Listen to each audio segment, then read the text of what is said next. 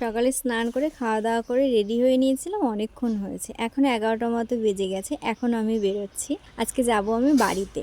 আর আমি যেই বেরোচ্ছি অমনি ভাই আর কি আমার পেছন পেছন আসছিল আমাকে গাড়িতে তুলে দেওয়ার জন্য। তো বাড়ির সামনে অনেকক্ষণই দাঁড়ানো হয়েছে, গাড়ি আসছিল না বলে সামনের দিকে হেঁটে গিয়ে একটা ভ্যানে করে তারপরে এসেছি স্টেশনে। এরকমটা সবসময়ের জন্য হয়েছে যে কারো না কারোর সাথে আমি স্টেশনে এসেছি, কিন্তু আজকে এই প্রথম শ্বশুরবাড়ি থেকে আর কি একা একা বেরিয়ে আমি বাড়িতে যাব। কিছুদিন আগে তোমাদেরকে একটা ভিডিও দিয়েছিলাম যে আমার রেজিস্ট্রি ফাইনাল সিগনেচার হয়েছে, তো ওখানটা আমাদেরকে যেরকমটা বলেছে আমরা ঠিক সেইভাবেই গেছি। আমাকে বলা হয়েছিল যে যাতে শাঁখা সিঁদুরটা না দেখা যায়, তো শাঁখাটা খুলবো না বলে তো ঢেকে নিয়ে গেছিলাম, আর সিঁদুরটা চুলের মধ্যে পড়েছিলাম বলে আর সেরকম কিছু করা লাগেনি। তো আমাদেরকে যেরকমটা বলেছে আমরা সেরকমটাই করেছি, যার সাথে যেটা ঘটে তো সে তো সেইভাবেই জানবে, তাই না বলো।